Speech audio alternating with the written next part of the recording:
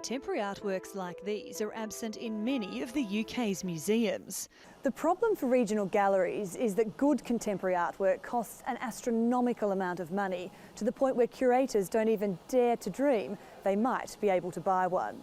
One of the things that's happened over the years, of course, is that public funding has diminished and the art market has increased. And this disparity means that our opportunity to acquire works of contemporary art, which the public have a huge appetite for and are so important for our collections, has been a real challenge.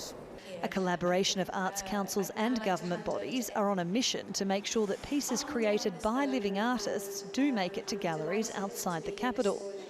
International artist Antony Gormley, who's widely known for his iconic Angel of the North, is backing a scheme to issue an award which will enable one major work by a leading British artist to be purchased each year for a UK museum or gallery.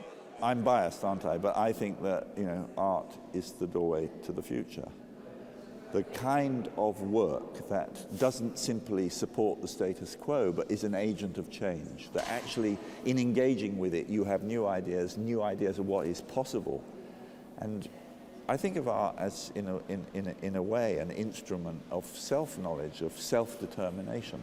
But the lack of contemporary art in the regions is not just a British problem. I think in Europe probably, partly, but it's not the same in all parts of Europe.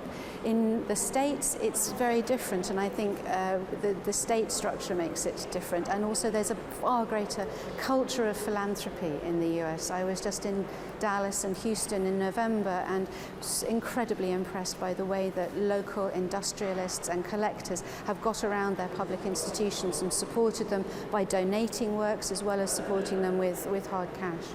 The Contemporary Art Society believes great works connect people to the culture of their own time.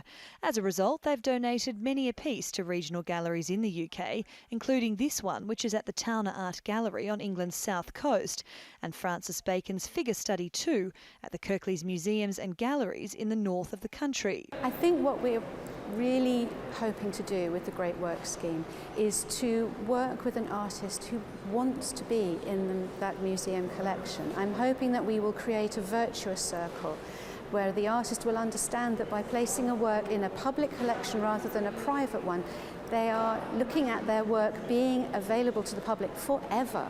This is like the legacy, this is the forever principle. And that, I think, is a powerful attractor for artists.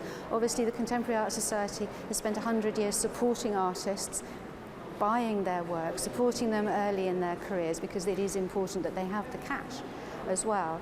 But I think with the Great Works scheme, we may be entering territory where we're talking to artists who can possibly afford to be a little bit generous. But despite the Society's best efforts and generosity, the regional galleries are still terribly underrepresented on the contemporary art ledger. It's hoped this new scheme will be the start of the end of that disparity. Sarah Morris, TRT World.